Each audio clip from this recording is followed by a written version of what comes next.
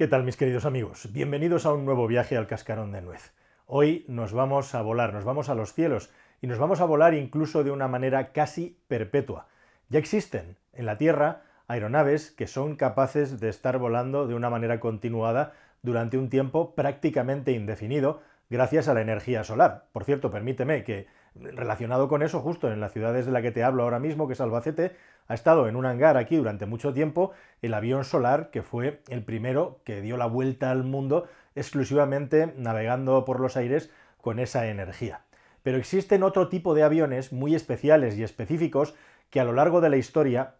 moderna, han sido necesarios y que nos traen también noticias sobre el mundo al que nos dirigimos. Y me estoy refiriendo en este caso no a un avión solar o movido por energías alternativas, que tratamos mucho en este canal, y ojo a lo que viene, porque viene un vídeo muy interesante que te quiero contar sobre eso. Si no lo has hecho ya, suscríbete. Como digo, hoy vamos a hablar de una cosa que nos habla del estado mundial. Estamos hablando nada menos que del avión del juicio final, o el avión del Doomsday, también conocido coloquialmente como el Pentágono volador. No, estamos hablando evidentemente de un avión que fabrican en los Estados Unidos de América, pero no hay que confundirlo con el Air Force One. Este avión es todavía más especial que el avión presidencial y lo cierto es que, como digo, nos cuenta algunas cosas interesantes sobre la industria aeronáutica, pero también lo que está pasando en el mundo, porque justo ahora Estados Unidos acaba de hacer público quién va a construir el próximo avión del juicio final. Y la sorpresa ha sido mayúscula.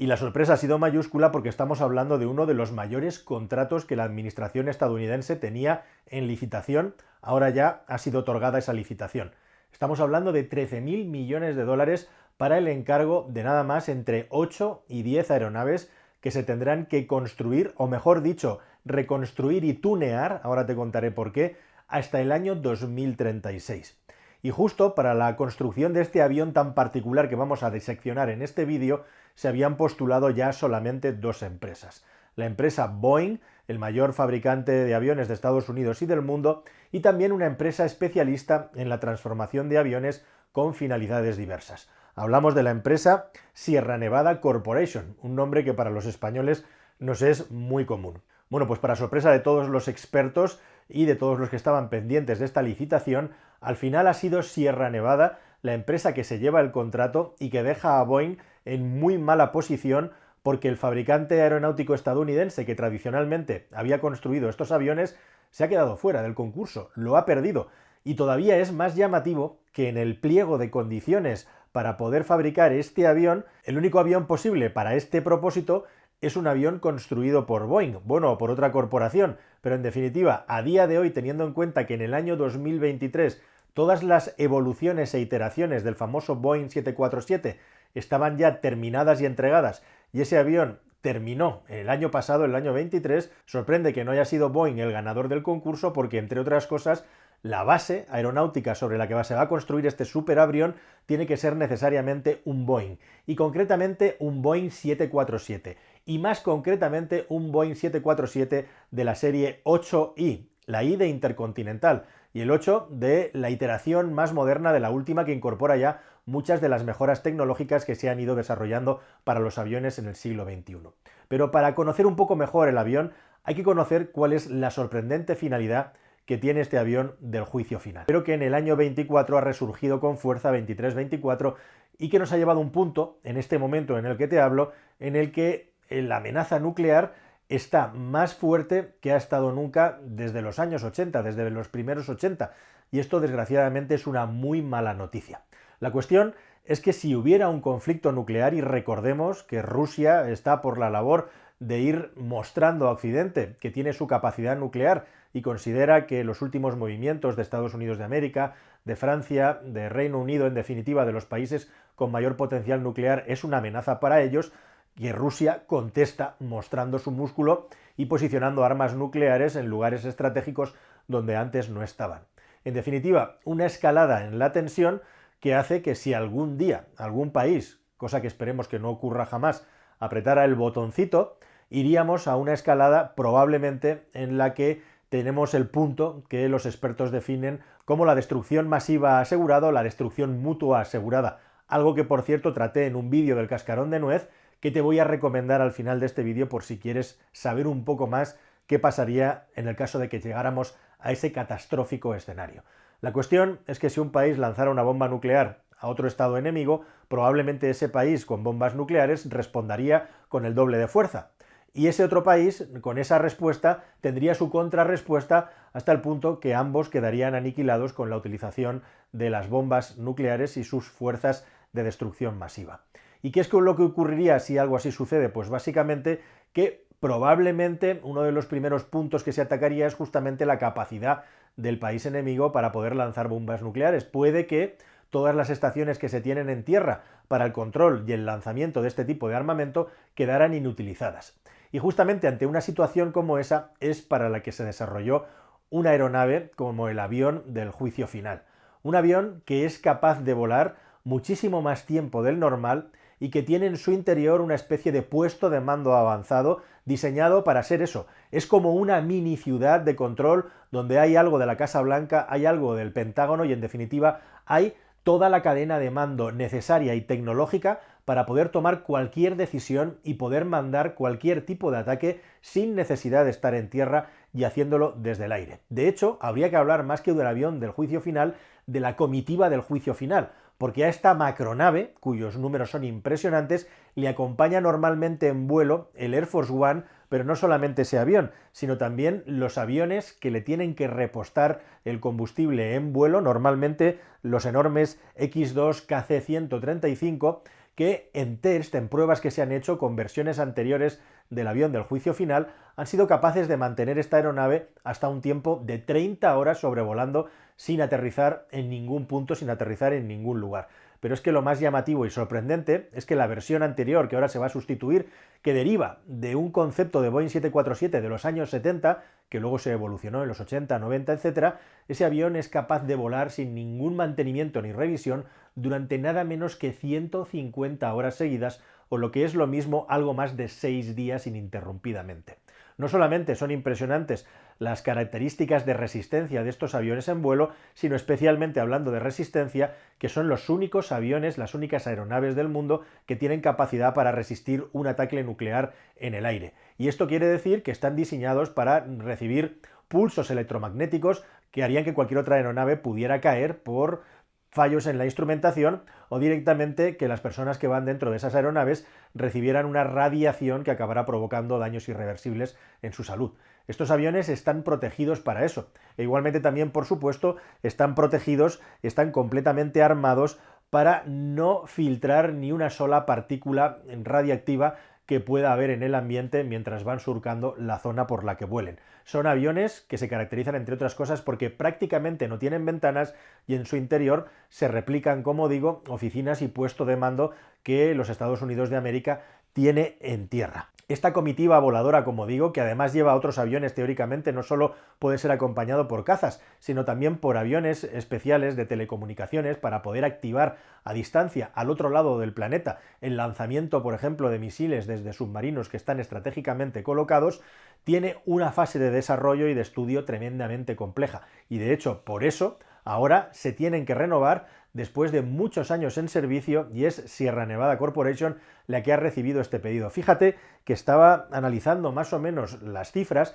y una aeronave normal, un 747 8i Intercontinental, cuesta unos 400 y pico millones de dólares. Si al final se construyeran 10 aeronaves, estaríamos hablando de entre 4.000 y 4.000 millones de dólares si la aeronave fuera nueva. Hasta los 13.000 millones de dólares implica todo el desarrollo tecnológico para proteger ese avión y todos los sistemas de comunicaciones que lleva esa aeronave donde va a ir el presidente de los Estados Unidos de América y el máximo responsable de seguridad del país, de defensa, que son las personas que junto con los distintos estamentos militares van a tomar la cadena de mando, la decisión de dar órdenes del lanzamiento de armas nucleares. La cuestión es que, como digo, estos aviones ya no existen físicamente para ser fabricados y por lo tanto van a tener que ser comprados de segunda mano y por lo tanto esos 4.000 millones de dólares van a ser probablemente menos, hasta 13.000, perfectamente 8, 9, 10.000 millones de dólares se van a utilizar para reconstruir y rearmar estas aeronaves para cumplir con las especificaciones que se les han dado en esta licitación. Y es verdaderamente interesante que solamente ese candidato, el 747i, es el que utiliza los Estados Unidos de América, pero hay dos países más que tienen este tipo de aviones. Uno es China, que utiliza igualmente aviones estadounidenses de Boeing, y otro es Rusia, que tiene igualmente aeronaves parecidas, que en este caso salen del fabricante Ilyushin. Concretamente es el IL-87, la base del avión del fin de los días, podríamos decir, del día del juicio final, que utilizaría Vladimir Putin en caso de que hubiera un ataque nuclear. Son 3 los estados solamente que tienen este tipo de aeronaves teóricamente preparadas. Otros estados tienen aeronaves que podríamos decir que son sucedáneos de este concepto, de esta idea de avión. Y hablando un poco de las características técnicas del que hay ahora y del que habrá en el futuro, el anterior 747, el Boeing E-4B, que era la versión que se utilizó como base para la que se está utilizando hasta estas fechas, tiene una longitud de 70 metros, tiene una envergadura de 60 metros, doy números redondos, y es capaz de levantar 375 toneladas en el despegue. Tiene un Mach más o menos parecido al de un avión comercial, prácticamente idéntico, es decir, bordeando los 900 km por hora, Mach 0,85, así haciendo números redondos, un poco menos, y es capaz de volar, como digo, sin repostar hasta 11.500 kilómetros de distancia. La última versión del 747, la que se ha licitado ahora, es bastante mejor, porque tiene tecnología más avanzada y especialmente en las turbinas, evidentemente, también se ha avanzado mucho. Y ahora ya la autonomía de este avión salta hasta los 15.000 kilómetros de distancia, como digo, aunque esto es relativo, porque si el avión se tuviera que mantener en el aire más tiempo, acudirán a su rescate los aviones para el repostaje en el aire, que por cierto, como os decía, hacen falta 2, imaginad si lleva unos depósitos grandes esta aeronave, que hacen falta 2 aviones de repostaje para llenar los tanques completamente, que es una decisión que se tendría que tomar en ese momento. El avión ha crecido, ahora mide 76 metros y medio de largo y las alas ya tienen una envergadura de 68 y medio, casi 69 metros de punta a punta. E igualmente también su capacidad de carga, de peso, para levantar ha subido mucho hasta las casi 450 toneladas. Estos aviones llevan tecnologías casi de ciencia ficción que no existen en otro lugar del mundo, salvo en esas bases terrestres que están tan secretamente ocultadas en Estados Unidos y en otros lugares. Por ejemplo, llevan un sistema de comunicación de baja frecuencia, que también controlan los rusos, que es capaz de llegar a distancias gigantescas sin ser interceptado. E igualmente un sistema de muy alta frecuencia encriptado, que se utiliza para que presidentes y grandes mandatarios del mundo se puedan comunicar igualmente de manera segura entre ellos, sin que nadie sea capaz de interceptar esas señales teóricamente. Recordad además que China, por ejemplo, está desarrollando y ha conseguido desarrollar sistemas de encriptación cuántica que son prácticamente, podríamos decir al 100%, imposibles de descifrar jamás, y por encima de todos estos datos y toda información, lo que revolotea es el hipotético declive de Boeing, una empresa que está en la picota porque un día decidieron sus ejecutivos que para ganar más y más y más dinero iban a comprometer la seguridad, comprometiendo las fases de desarrollo de la tecnología y las leyes de programación que determinan partes de la instrumentación y partes de los sistemas de seguridad de los aviones que ahora los usuarios estamos padeciendo. Cosas como las que están ocurriendo muy extrañas en los últimos tiempos, como que 2 extrabajadores que colaboraron con la justicia para aclarar qué es lo que había hecho Boeing con los problemas que tiene ahora con el 737 MAX y otros problemas que ha habido en los últimos tiempos, hayan acabado muertos sin saber exactamente muy bien qué es lo que ha pasado. Y ahora la mismísima administración estadounidense, para sorpresa de todos, penaliza a Boeing no dándole la licitación de un contrato de una aeronave que se tiene que modificar y que parte de un diseño y un desarrollo de Boeing, con lo cual les ponía en la primera posición como los favoritos a recibir esta licitación. Así que al final lo que nos cuenta todo esto, queridos amigos, es que hay algunas empresas estadounidenses que parecían intocables y que ahora ya no lo son. Nos cuenta también que estamos en un nivel de conflicto, de potencial conflicto nuclear más alto en el que hemos estado en los últimos 50 años prácticamente, e igualmente también nos habla del poderío de Rusia y de China, que no se quieren quedar atrás y que se apoyarían posible mutuamente en caso de que hubiera un conflicto de este tipo, como ya está sucediendo, según te estoy contando este vídeo. Nuestro querido Vladimir Putin está visitando al primer ministro chino. Nada más, queridos amigos, espero que toda esta información os haya parecido interesante. ¿Conocíais la existencia de una aeronave como esta y todo lo que comporta a su alrededor? Espero que os haya parecido, como digo, ilustrativo como siempre. Os espero en un nuevo viaje en el cascarón y aquí os dejo con más madera para que sigáis entreteniéndoos con información que espero que os resulte nutritiva. Hasta el siguiente vídeo, querida familia. Adiós.